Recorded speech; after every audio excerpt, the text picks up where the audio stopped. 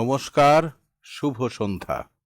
আজ পূর্ণ 12ই জানুয়ারি, জাতীয় যুব দিবস এবং স্বামী বিবেকানন্দের জন্মদিন উপলক্ষে নিবেদিত সাহিত্য পথের অনুষ্ঠানে আপনাদের স্বাগত জানাই। একটু পরেই আপনারা শুনবেন বিশেষ কথিকা বিদেশি সৌধ ও মিউজিয়ামে স্বামী বিবেকানন্দ, দ্বিতীয় পর্ব। বিবেকানন্দের বহুমাত্রিক ব্যক্তিত্বের অন্যতম দিক উঠে এসেছে সচিত্র এই কথিকায়।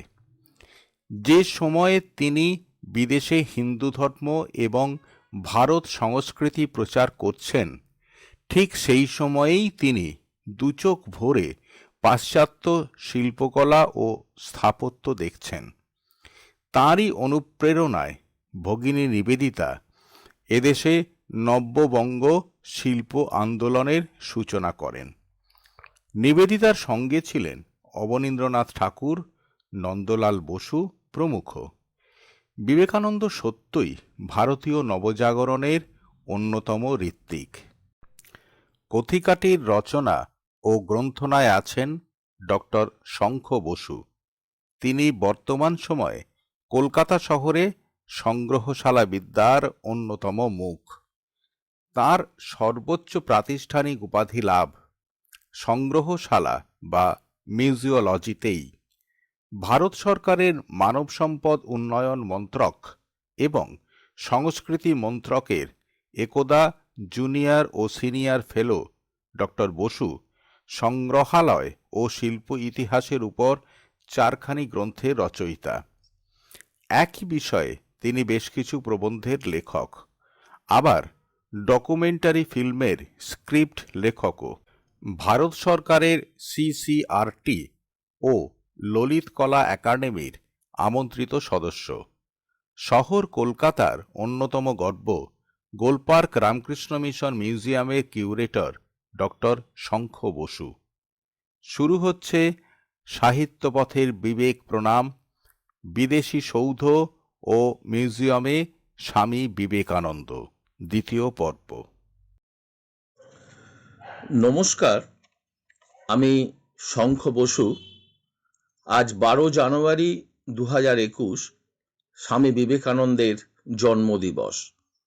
এই পবিত্র ও আনন্দময় দিনে বিদেশি সৌধ ও মিউজিয়ামে স্বামী বিবেকানন্দ শীর্ষক একটি সচিত্র কথিকার দ্বিতীয় পর্ব পাঠ করতে চলেছি। প্রথম পর্বে আমরা সুইজারল্যান্ড ও জার্মান দেশে বিবেকানন্দের ভ্রমণ বৃত্তান্ত সম্পর্কে কিছু আলোচনা করেছি। আজকে আমরা শিল্পক্ষেত্র ইতালির বিভিন্ন অংশে স্বপার্শ্বদ স্বামীজির ভ্রমণ ও সেখানকার শিল্প সম্ভার নিয়ে আলোচনা করব। শেষ পর্বে থাকবে রমণীয় রোম শহরের ইতিবৃত্ত।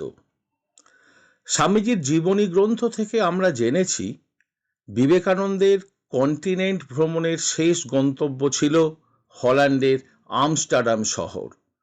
16 সেপ্টেম্বর 1896 এখান থেকেই স্বামীজি, সেভিয়ার দম্পতি ও অধ্যাপক পল ডয়সন নর্থ সি অতিক্রম করে 17 সেপ্টেম্বর ইংল্যান্ডের হারউইচ বন্দরে অবতরণ করেন। এরপর 15 ডিসেম্বর 1896 সাল পর্যন্ত লন্ডন শহরের হ্যামস্টেডে সেভিয়ার দম্পতির বাড়িতে অতিথি হিসাবে বসবাস করেন। এখানে মনে রাখা প্রয়োজন, কন্টিনেন্ট ভ্রমণকালীন অবসর ও আনন্দের সময় মুহূর্তের জন্য হলেও স্বামীজি ভুলে যাননি দেশ ও রামকৃষ্ণ সংঘের প্রতি তাঁর গুরু দায়িত্বের কথা। কলকাতা থেকে ইতিমধ্যে তাঁর নির্দেশে স্বামী অভেদানন্দ ও স্বামী শারদানন্দ লন্ডন শহরে উপস্থিত হয়েছেন বেদান্ত প্রচারের উদ্দেশ্যে। আর স্বামীজি নিজে তিনি বলছেন, এখন আমার একটি মাত্র চিন্তার বিষয় আছে, আর সে হলো ভারত। আমি তাকিয়ে আছি ভারতের অভিমুখে, শুধুই ভারতের দিকে।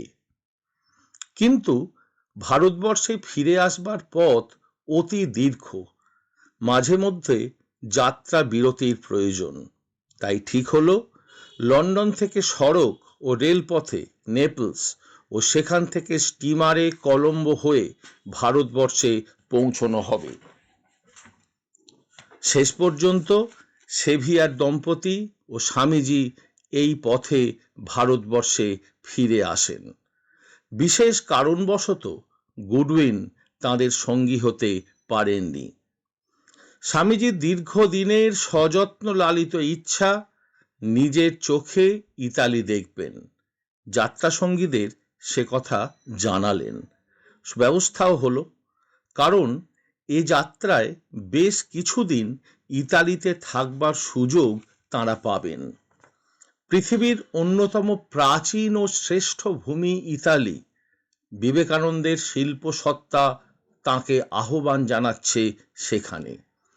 ইতালীয় শিল্পের প্রতি স্বামীজির গভীর অনুরাগ ছিল, একথা বলেছেন স্বামীজির বন্ধু ও শিল্পী প্রিয়নাথ সিংহ। ছাত্রাবস্থায় বিভিন্ন বই তাকে পৌঁছে দিয়েছিল ইতালির অন্দরমহলে। তিনি অনুভব করেছিলেন সেই পবিত্র ভূমির রূপ, রস, গন্ধ। বিবেকানন্দের প্রথম গন্তব্য ইতালির মিলান শহর। সে ছিল এক দীর্ঘ ট্রেন যাত্রা। লন্ডন থেকে যাত্রা শুরু করে ফ্রান্স ছুঁয়ে ইতালির মিলান। স্বামীজি আশ্রয় নিলেন সেখানকার সুপ্রসিদ্ধ ক্যাথিড্রালের নিকটবর্তী এক হোটেলে। তিনি মুগ্ধ হয়েছিলেন ইউরোপীয় চিত্রশিল্পের নবজাগরণ পর্বের অন্যতম প্রতিভাধর শিল্পী লিওনার্দো দা ভিঞ্চির লাস্ট সাপার দেখে। লাস্ট সাপার একটি দেওয়াল চিত্র যা রক্ষিত আছে মিলান শহরের সান্তা মারিয়া ডেনা গ্রেসি চার্চের অভ্যন্তরে যাজকদের ভোজনালয়ের দেওয়ালে। স্বামীজি বাইবেল পড়েছেন। মানবত্রাতা যিশুর যন্ত্রণাক্লিষ্ট জীবন ও অন্তিম পরিণতির কথা মনে পড়লেই তাঁর মন ভারাক্রান্ত হয়ে ওঠে। লাস্ট সাপার দেখে তাঁর সন্ন্যাসী মন পুনরায় ভাবে বিভোর হয়ে উঠল। বিহ্বল হয়ে তিনি তাকিয়ে থাকলেন ছবির দিকে, যেখানে প্রভু যিশু তাঁর দ্বাদশ শিষ্যদের সঙ্গে শেষবারের মতো সান্ধ্য ভোজনে বসেছেন। বাইরে সন্ধ্যা প্রায় উত্তীর্ণ। হঠাৎ যিশু বলে উঠলেন, verily I say to you that one of you shall betray me. বজ্রপাতের মতো ধ্বনিত হয়েছিল এই সত্য কথন। উপস্থিত দ্বাদশ শিষ্য আতঙ্কে কুঁকড়ে গেলেন। কে সেই পাপিষ্ঠ? ছবির কেন্দ্রস্থলে প্রভু যিশুর আনত চক্ষু, নির্লিপ্ত অবিচল শান্ত মূর্তি এবং শিষ্যদের ব্যথিত ও হতবাক হৃদয়ের কাতর অভিব্যক্তি শিল্পী লিওনার্দোর তুলির টানে হয়ে উঠেছে জীবন্ত। প্রসঙ্গত জানিয়ে রাখি, 1495 থেকে 1498 এই 3 বছর ধরে লাস্ট সাপার এঁকেছিলেন লিওনার্দো দা ভিঞ্চি। ভিত্তিচিত্রের সর্বশেষ পর্যায়ে যিশুর মুখ তিনি এঁকেছিলেন। বর্তমান সময়ে মূল ভিত্তিচিত্রের মাত্র 20% দেখতে পাওয়া যায়। এর অন্যতম কারণ রক্ষণাবেক্ষণ। আগত দর্শকদের নিঃশ্বাস প্রশ্বাসের কার্বন ডাইঅক্সাইড ও অভ্যন্তরের জলীয় বাষ্প থেকে চিরকালীন এই ছবিকে বাঁচাতে ভিতরের বাতাস নিয়মিতভাবে পরিশোধন করা হয়। আরও একটি অত্যাশ্চর্য ঘটনা ঘটেছিল দ্বিতীয় বিশ্বযুদ্ধ চলাকালীন সময়ে। সুরক্ষার প্রয়োজনে সান্তা মারিয়া ডেনা গ্রেসি চার্চের অভ্যন্তর বালির বস্তা দিয়ে ঢেকে ফেলা হয়েছিল। 1943 সালের 15 অগস্ট মিত্রশক্তির বোমারু বিমান হামলা চালায় মিলান শহরে। বোমা পড়ে এই গির্জার অদূরেই। গির্জার অন্য সব দেওয়াল ভেঙে পড়লেও অলৌকিকভাবে রক্ষা পেয়েছিল ভিত্তিচিত্রের এই দেওয়ালটি। আমাদের প্রিয় কলকাতা শহরেও লাস্ট সাপার ছবির কাছাকাছি এক ছবি আছে, যাকে কেন্দ্র করে পরাধীন ভারতে দানা বেঁধেছিল বিবিধ বিতর্ক ও মামলা মোকদ্দমা। সময়টা 1783। জার্মান চিত্রশিল্পী জোহান জোফানি ভাগ্যান্বেষণে ইংল্যান্ড ঘুরে হাজির হয়েছেন তিলোত্তমা কলকাতায়। চিত্রশিল্পী হিসাবে জোফানি ইতিমধ্যেই খ্যাতি পেয়েছেন। লর্ড ওয়ারেন হেস্টিংস সেই তথ্যের সুবাদেই জোফানিকে কলকাতার সেন্ট জন গির্জার জন্য একটি মাস্টারপিস আঁকার বরাত দেন। বলা হয়, লাস্ট সাপার ছবির বিষয়বস্তুকে কেন্দ্র করে ছবিটি আঁকতে হবে। 1787 সালে সেই ছবি গির্জার হাতে আসে। তখনই বাধে গোলমাল। দেখা গেল জোফানির আঁকা লাস্ট সাপার ছবিতে যিশু বা তাঁর শিষ্যদের চেহারার পরিবর্তে আঁকা হয়েছে কলকাতার তৎকালীন বিখ্যাত মানুষদের প্রতিকৃতি। যেমন প্রভু যিশুর মুখ কলকাতার গ্রিক যাজক পার্থেলিয়র মতো, শিষ্য সেন্ট জন ঠিক যেন কলকাতার তৎকালীন ম্যাজিস্ট্রেট মিস্টার ব্ল্যাকওয়্যার। আর জোফানির আঁকা ছবি দেখে মারাত্মক ক্ষিপ্ত হন বিখ্যাত মিলামদার ব্যবসায়ী উইলিয়াম টুলো। কারণ বিশ্বাসঘাতক জুডাসের মুখের বদলে ছবিতে শোভা পাচ্ছে তাঁর মুখ। শিল্পী জোফানির বিরুদ্ধে মামলা করেছিলেন উইলিয়াম টুলো। এই ছবিটি এখনো রাখা আছে কিরণশঙ্কর রায় রোডের সেন্ট জন চার্চে। আজ অবশ্য কোনো বিতর্ক নেই, মামলা নেই, আছে শুধু নিস্তব্ধ থমথমে পরিবেশ। এবার একটি মর্মস্পর্শী ঘটনার কথা বলি। লিওনার্দো দা ভিঞ্চিকে কেন্দ্র করে গড়ে ওঠা এই কাহিনী আজ এক মিথে পরিণত হয়েছে। একবার লিওনার্দো প্রভু যিশুর বাল্যজীবনের ছবি আঁকার জন্য মডেল হিসাবে এক বালকের খোঁজ পেয়েছিলেন। গিয়ে দেখলেন সত্যই সে দেববালক, যার সর্বাঙ্গে প্রভু যিশুর পবিত্র স্পর্শ লেগে আছে। অতি যত্নে লিওনার্দো সেই ছবির কাজ শেষ করেন। এরপর কেটে যায় আরও বেশ কিছু বছর। একবার লিওনার্দোর কাছে আরেকটি ছবির বরাত আসে, যার অন্যতম চরিত্র এক ভয়ানক পশুসম মানুষ, যার শরীরের প্রতিটি অংশ পাপে পরিপূর্ণ। কিন্তু শিল্পী অনেক খোঁজ করেও সেই জাতীয় কোনো মুখ খুঁজে পাচ্ছিলেন না। বাধ্য হয়ে লিওনার্দো কারাগারে আটক বন্দীদের দেখার আর্জি নিয়ে স্থানীয় প্রশাসনের দ্বারস্থ হন। উদ্দেশ্য, যদি সেখানে এমন কোনো দণ্ডিত মানুষের দেখা পান যার মুখের সঙ্গে সেই ভয়ানক চরিত্রের সাযুজ্য আছে এবং তিনি তাকে মডেল হিসাবে ব্যবহার করে ছবিটি সমাপ্ত করবেন। একদিন কারাগারে ঘুরতে ঘুরতে তিনি এমন এক কুৎসিত ও পাপী বন্দীর দেখা পেলেন যার সঙ্গে তাঁর কল্পিত চরিত্রের অনেক মিল। সেই কয়েদির ভয়ঙ্কর চেহারা, জ্বলন্ত ঘৃণাপূর্ণ দৃষ্টি লিওনার্দোকে মনের ভিতর থেকে নাড়িয়ে দিয়েছিল। খানিক পরে সম্বিত ফিরে তিনি কয়েদিকে জানালেন তাঁর ইচ্ছার কথা। নত মস্তকে বন্দী সম্মত হলো। ফিরে আসার সময় সেই কয়েদি তাকে কাতর কণ্ঠে ডেকে বলল, আপনি নিশ্চয়ই আমাকে চিনতে পারছেন না। আমি সেই পাপিষ্ঠ যাকে মডেল হিসাবে ব্যবহার করে আপনি প্রভু যিশুর বাল্যজীবনের ছবি এঁকেছিলেন। বিস্মিত হতবাক লিওনার্দো তার মাথায় হাত রেখে আশীর্বাদ করেছিলেন। পরবর্তী সময় শিল্প ইতিহাসে সৃষ্টি হয়েছিল আর এক কালজয়ী ছবি। স্বামীজি প্রসঙ্গে ফিরে আসি। মিলান দর্শন সমাপ্ত করে সপার্ষদ স্বামীজি যাত্রা করলেন পিসা শহরের অভিমুখে।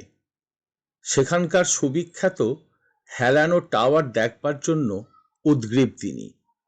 মিলান ও পিসা নগরের সমৃদ্ধ সাদা কালো মার্বেল শিল্পে রোদ ছায়ার খেলা স্বামীজিকে যথার্থই মুগ্ধ করেছিল।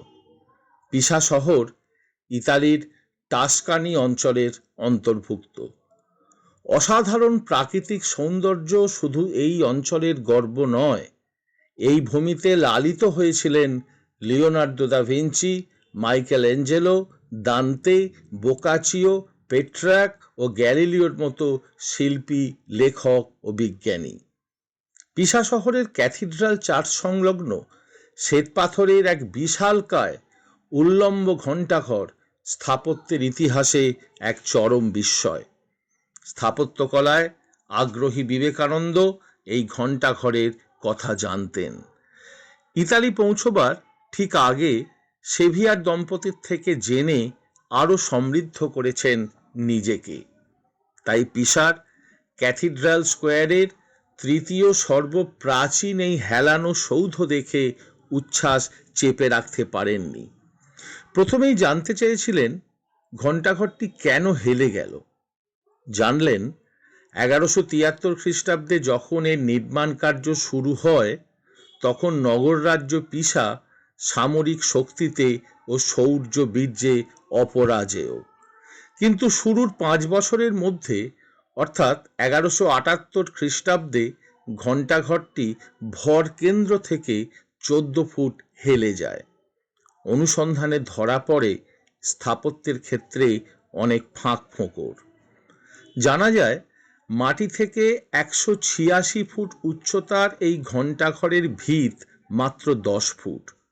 এর সঙ্গে যুক্ত হয়েছিল নরম ভূস্তর ও নকশার গাফিলতি।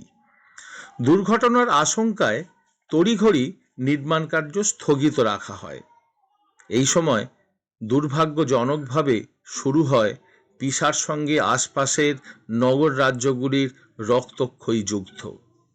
ফলে ঘণ্টাঘরের সংস্কার প্রক্রিয়া বন্ধ থাকে প্রায় 100 বছর। যদিও এই দীর্ঘ সময় স্থপতিরা গঠন সংক্রান্ত ত্রুটি বিচ্যুতি চিহ্নিত করে তদনুযায়ী সেগুলি মেরামত করার ব্যবস্থা করেন। প্রথমেই মূল নকশা অনুযায়ী ভিত্তিভূমিকে সুদৃঢ় করে তোলা হয়। 1272 খ্রিস্টাব্দে শুরু হয় পুনর্নির্মাণ। হেলে যাওয়া সৌধের ভারসাম্য রক্ষার জন্য উপরের তলগুলির একদিক ছোট ও অন্যদিক বড় করা হয়। অবশেষে 1319 খ্রিস্টাব্দে ঘণ্টাঘরের অষ্টম ও শেষ তল নির্মাণ শেষ হয়। এই ঘণ্টাঘরের অন্যতম বিশেষত্ব হল 7টি ঘণ্টা, যাদের প্রত্যেকটি পৃথক সুরে বাজে। বিজ্ঞানী গ্যালিলিও এই ঘণ্টাঘরের সর্বোচ্চ তলা থেকে বুলেট ও কামানের গোলা ফেলে প্রমাণ করেছিলেন ভারী ও হালকা বস্তুর পরন্ত গতি সমান। দুর্ভাগ্য গ্যালিলিওর, কেননা অ্যারিস্টটল কৃত ধারণার বিরুদ্ধে গিয়েছিল তার পরীক্ষার ফল। এই অপরাধে পিসা বিশ্ববিদ্যালয়ের অধ্যাপকের পদ হারান তিনি। ঘণ্টাঘর থেকে খানিক হেঁটে সপার্ষদ স্বামীজি এরপর পৌঁছলেন ক্যাম্পাসান্টো সমাধিক্ষেত্র দর্শনে। 1278 খ্রিস্টাব্দে চতুর্থ ক্রুসেডের সময় এর নির্মাণ কার্য শুরু হয় ও শেষ হয় 1468 খ্রিস্টাব্দে। কথিত আছে এখানে সমাধিস্থ দেহ 24 ঘণ্টার মধ্যে মাটিতে বিলীন হয়ে যায়। মধ্যযুগে ক্রুসেডাররা তাদের আসা যাওয়ার পথে ধর্মীয় সংস্কারবশত জেরুজালেমের ক্যালভারি পাহাড়ের ধূলি এই সমাধি মন্দিরের পবিত্র ভূমিতে অর্ঘ্য হিসাবে নিবেদন করতেন। সৌধের উল্লেখযোগ্য সংগ্রহের মধ্যে আছে ভার্জিন মেরি উইথ চাইল্ড নামে এক ভিত্তিচিত্র, প্রচুর সংখ্যায় অলঙ্কৃত ও শিলালিপি খোদিত প্রস্তর শবাধার, রোমান ও ইট্রাস্কান ভাস্কর্য এবং সৌধের বিভিন্ন দেওয়ালে ওল্ড টেস্টামেন্টের ওপর ভিত্তিচিত্র, যা অনুমান করা হয় স্বামীজি দেখেছিলেন। ইতালির রেনেসাঁস আন্দোলনের অন্যতম ধাত্রীভূমি ফ্লোরেন্স শহরে আছে প্রায় 30টি শিল্পসৌধ ও অজস্র সংগ্রহশালা, যেখানে সঞ্চিত হয়ে আছে পৃথিবীর বহু শ্রেষ্ঠ শিল্পবস্তু। তাই নিরপেক্ষ বিচারে ফ্লোরেন্সকে মিউজিয়াম নগরী বললে অত্যুক্তি হবে না।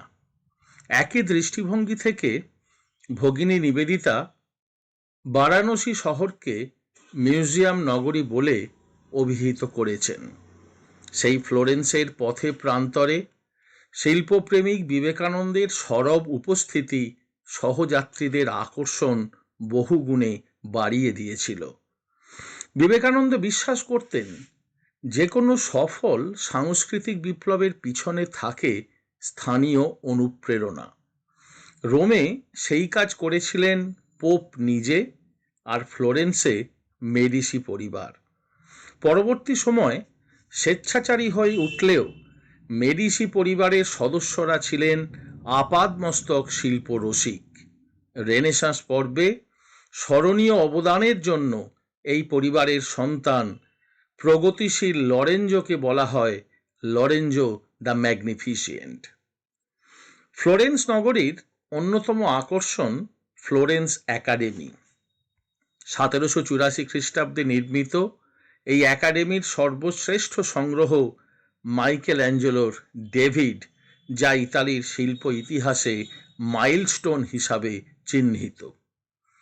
মাটি থেকে প্রায় 1.5 তলা উঁচু এক বলশালী যুবকের নগ্ন মূর্তি হল ডেভিড, যা মনে করা হয় স্বামীজি দেখেছিলেন। এটি নির্মাণ করতে সময় লেগেছিল 2 বছর 8 মাস। মাইকেল অ্যাঞ্জেলোর সুনিপুণ করণ কৌশলে নগ্ন ডেভিডের মাথার চুল থেকে পায়ের নখ পর্যন্ত প্রতিটা অঙ্গ প্রত্যঙ্গ হয়ে উঠেছে প্রাণ প্রাচুর্যে ভরপুর। তাই ডেভিড বহিরঙ্গে প্রাচীন গ্রিক মূর্তির সমতুল, কিন্তু তার নৈতিক সৌন্দর্য ও অন্তরের শক্তি বাইরের সৌন্দর্য ভেদ করে বাইরে বেরিয়ে এসেছে। ফ্লোরেন্সে স্বামীজি এক চমকপ্রদ অভিজ্ঞতার সম্মুখীন হয়েছিলেন। এই নগরীর অন্যতম দ্রষ্টব্য বিভিন্ন সুসজ্জিত পার্ক, যেখানে তিনি প্রায়শই যেতেন, উপভোগ করতেন সেখানকার বর্ণময় সৌন্দর্য। সেরকমই এক পার্কে তার সঙ্গে হঠাৎই দেখা হয়েছিল আমেরিকান দম্পতি মিস্টার ও মিসেস জর্জ হেলের সঙ্গে। কয়েক মাস পূর্বের আমেরিকা ভ্রমণের স্মৃতি স্বামীজির মনে তখনও উজ্জ্বল। কি করে তিনি ভোলেন হেল দম্পতির গৃহে তার সেই সুখের দিনগুলির কথা? হেল দম্পতি জানালেন, তাঁরা নিছকই ফ্লোরেন্সে ছুটি কাটাতে এসেছেন, তাই এখানে স্বামীজির দর্শন পাওয়া তাঁদের কাছে মধুর বিস্ময় ও অভিজ্ঞতা। এরপর পার্কের সবুজ আঙিনায় বেশ কয়েক ঘন্টা স্বামীজি ও হেল দম্পতির কেটে গিয়েছিল আমেরিকা ভ্রমণের স্মৃতি রোমন্থনে, ফ্লোরেন্সের শিল্প আস্বাদনের গল্পে ও ভারতবর্ষে ফিরে এসে স্বামীজির ভবিষ্যৎ কর্মপন্থার আলাপ আলোচনায়। নমস্কার।